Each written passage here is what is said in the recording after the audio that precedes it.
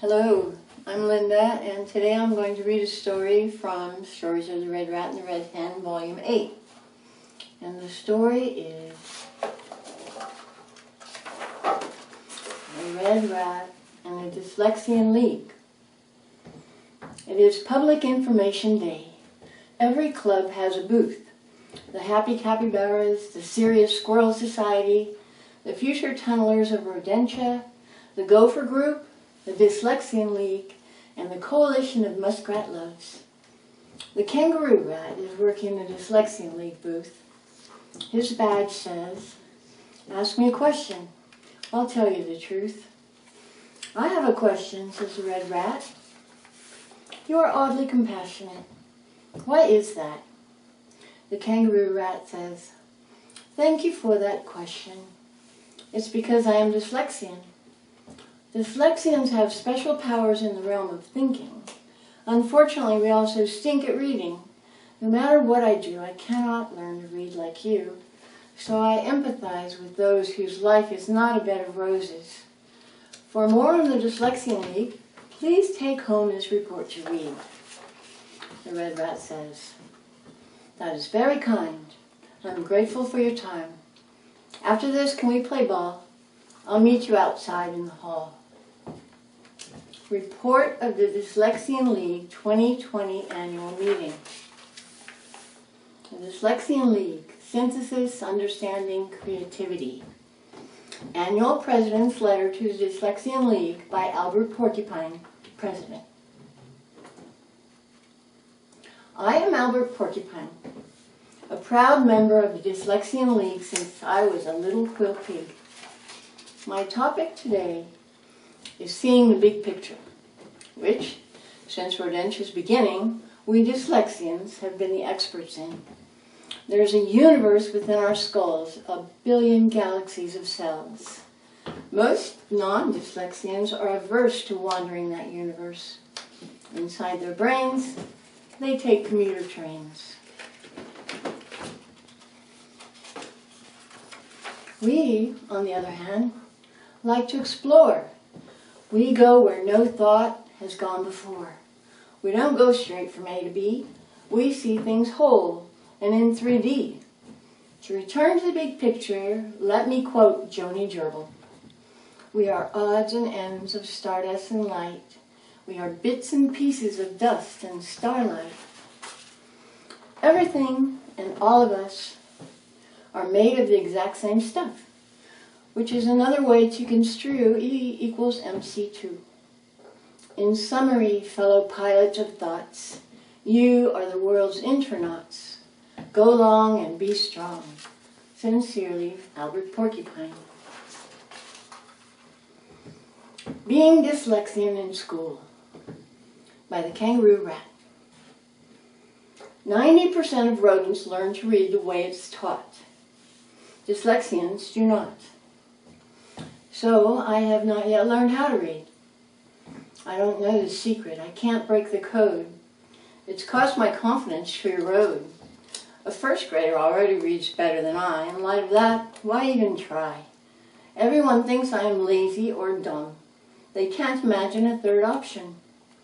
I prefer the former to the latter, so I pretend that nothing matters. Dyslexian Perception by the Beaver. I am the beaver, future architect and engineer. When I see a letter that looks flat, I look on the sides and on the back. My mind's eye flips it upside down and in reverse and all around. My scrutiny reveals to me that the letter is B or D, or perhaps Q or maybe P. It doesn't matter, they're all the same letter. But I have to pick one, so I make a guess. I'm usually wrong, so I get an F. Others can read letters easily. There must be something wrong with me. Addendum by Albert Porcupine. I disagree. The problem is not you, but your education, which is not arranged to teach dyslexians. Quotes by members of the Dyslexian League, past and present. Going straight from A to B is not how I made my discoveries. Imagination is more important than knowledge, but it's still useful to go to college. Albert Porcupine, President of the Dyslexian League. The noblest pleasure is the joy of understanding. The biggest bummer is not understanding how everyone else can read and you can't. Leonardo da Vinci, a dyslexian whose thoughts were years ahead of his peers. Float like a butterfly, sting like a bee. I am the greatest, admire me. Hamster Ali, a dyslexian who boxed outside the box. There are no rules here, we're trying to accomplish something. Thomas Edison, who electrified things. I have an idiot for a son. The father of Auguste Rodin, a dyslexian artist who couldn't spell. Such wrong assumptions by non-dyslexians are deplorably quotidian. Bring me job applicants who think outside the box, push the envelope, and reverse letters. Richard Branson, who hires dyslexians for his business upper echelons.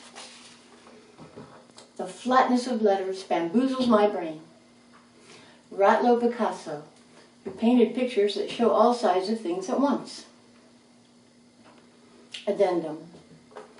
Before reading was prevalent, dyslexian talents were particularly relevant.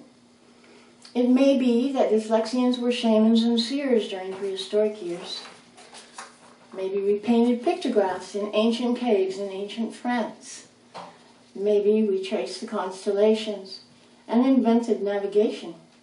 Undoubtedly we mapped new lands and sailed tall ships under our command.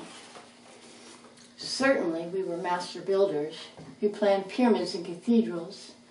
Before reading was our nemesis, we did a lot of things the best. We still do. It's just hard to get through school. Addendum, addendum. Human dyslexians, of whom we know, include Whoopi Goldberg, Steven Spielberg, Hans Christian Andersen, Walt Disney, Robin Williams, and John Lennon.